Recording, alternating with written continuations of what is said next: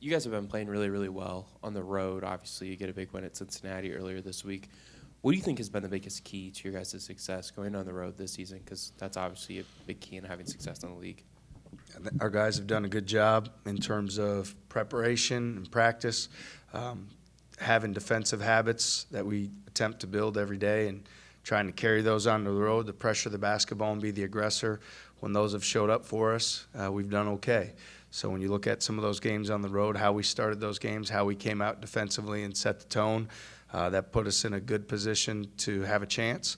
And then our guys carried out that job, throughout the course of time. So I don't, whether it's home or road, we're going to need to be the defense going to need to set the tone for us, and we need to keep our focus on doing that every single day in practice and hoping that it carries forward. Looking ahead to Texas Tech, obviously Coach McCaslin's in his first season. He's had a ton of success there. What have you seen from that program and this team this season to kind of allow them to hit the ground running under a first-year head coach? Yeah, I've known Coach McCaslin 20 years. He's a tremendous coach. He's had success everywhere he's been. Doesn't matter if it was Midland, college, Division II, assistant at Baylor, North Texas, now at Tech. So he's a really good coach.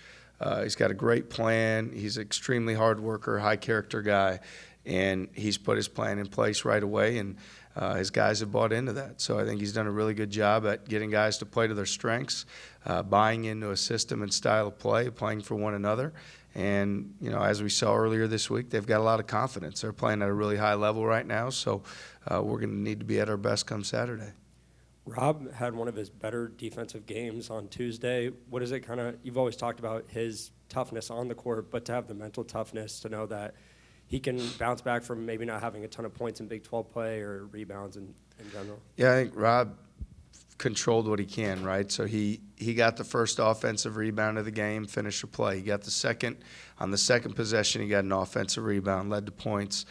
He ran the floor. I remember a play, was probably 3 minutes into the game, finished a left-handed layup. So it's him controlling the energy, the effort, the mentality, and the mindset that he can, and then the game tends to go his way, whether that's offensively or defensively. I think particularly on offense, he's done a great job lately of being patient when he's caught the ball and reading the defense and making plays for his teammates. And we've got all the confidence in the world that, again, he was 6 of 7 for the floor, that, he's going to finish shots that he puts the time in on every day. So just great to see him playing at a high level. He's a huge part of our team. He's been a huge part of our program for 3 years, and just really proud of him. I have a lot of gratitude towards him. Talked a lot about how you message to your guys that adversity is going to come in the Big 12, that it's inevitable. The last couple of years, we've seen you guys, have a couple of 2, 3, 4-game losing streaks in the Big 12. Yeah. You've been able to avoid that this year. Why? Well, it's still early, so we're just going to take it one day at a time. We know that adversity is always coming in this league, whether it's in a possession, in a sequence, in a half, in a game. The other teams and coaches are all so good, and I think that's inevitable, and everybody sees it.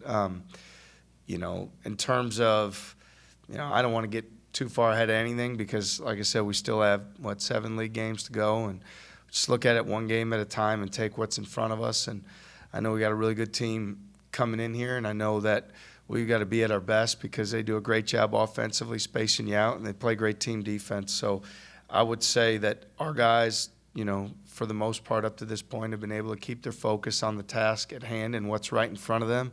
And I think when you can do that and you put all your effort and energy into the next game or the next practice, you can do okay. I think this group's had a good mindset of let's just worry about the next thing and as opposed to getting ahead.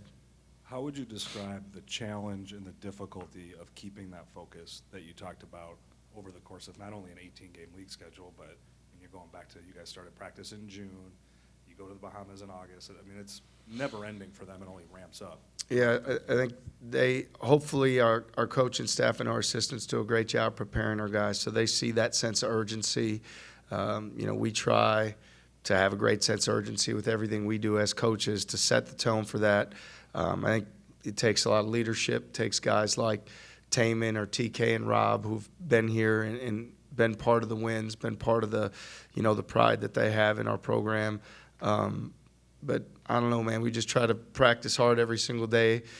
You want to hopefully stay as healthy as you can. Certainly we've had, with Hassan, he was out a little bit, but you just got to stay humble. You got to stay hungry. Just take it one day at a time, and put yourself in the best position you can. How has Keyshawn grown or developed as a finisher this season? I think Keyshawn's grown. Like he's a very intelligent young man. I think you're seeing like his mental fortitude where he gets to the next play. He doesn't hang on to things. I think he's made progress there. He's really watching a lot of film, studying reads, and where he can attack downhill and where the finishing plays come. I think he stays in his like mindset and mentality of being true to himself and who he is as a player, and that attacking downhill mindset, and setting the tone that way. I think his teammates have done a good job, spacing-wise, knowing when he's going to attack to be in the right position. So I think all of it has to go together, and I think his consistency has come with all those things, and it's a credit to the work that he's done because he stayed focused every single day. And again, he's going to continue to do that, but up to this point, I've been really pleased with how he's continued to handle that and just putting in the work. If you look at some of your previous teams before you came to Iowa State, you had some electric offensive performances. I mean, obviously Mike Dahm in the past. You came to Iowa State, you kind of flipped your programs, I guess, what they're known for in a way with how good you guys are defensively. What kind of led to that decision, and what do you think has allowed you to maybe execute it at such a high level? I think with every program or team, I think as a coach, you've got to look at the personnel you have and try to devise the best way to win for that team, that program, that group of young men.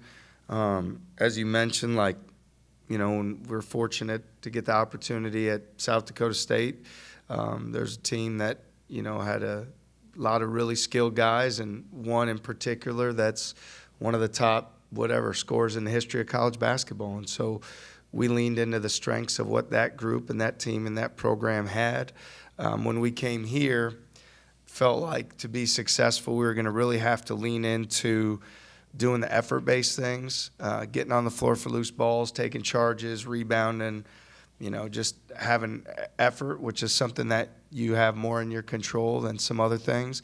And to do that, we felt like defensively was the way that was going to give us the best pathway to be successful. As soon as we could, we had no idea what timeline. We were fortunate that the young men we brought in the first season bought into that, adapted that. Guys like Brockington and Kelsher certainly set the tone, and then, I think then when you start recruiting guys and you show them, hey, this is what it looks like defensively, and then we want to continue to move our offense forward, but not deviating from the things that have made us successful defensively. So we've got to work extremely hard and be committed, have guys that buy into it. But if you say what led to it, I'd just say it's more of an overall program evaluation, probably more at my core. I'm probably a little more of a guy that, wants to scrap a little bit and, do those effort-based things, takes pride in doing them, myself, and thinking that gives you the most influence on how things go. And so just proud of our guys that they've done the hard work every single day and stayed the course with it. To follow up, you talked about feeling like that is what Iowa State needed to be successful. So often it feels like coaches have a philosophy and they want the players in the program to adopt to their philosophy to be successful. You seem to kind of do the opposite in a little bit of a way. Why is that, and why do you feel like that was maybe the best way for you to be successful, if that makes sense? Yeah, I don't know. For me, it's not an ego thing. I certainly don't think I have all the answers or know the best way. I just look at what do we have and what can we do on a daily basis. So I've never been somebody that believes, or is convicted to any one thing as this has to be what we run offensively or defensively. It's been more about, being in that moment, being with that team, and what can they do and what can you bring out the most and demand from them to be at their best. So I can't speak really to other coaches and how they do it. I'd rather not be a offense guy or a defense guy or this guy or that guy. I'd rather be hey, what can this team and this program and these young men do this year to give us the best chance to win? And then reevaluate that after the season and do it again moving forward. So that's what we'll continue to do. And just lean into the strengths of the group that we have. You've talked a lot about taking it one day at a time, but how do you continue to relay that message, especially when you guys went from a team this year where you're looking to upset top 10 opponents, but now, for the time being, every team's looking to do that against you? Yeah, my guess is if there's anything we've learned over the last couple of years when I'm sitting up here, that it's probably quite redundant with the daily habits and do the hard work and the every single day and focus on what's in front of us today.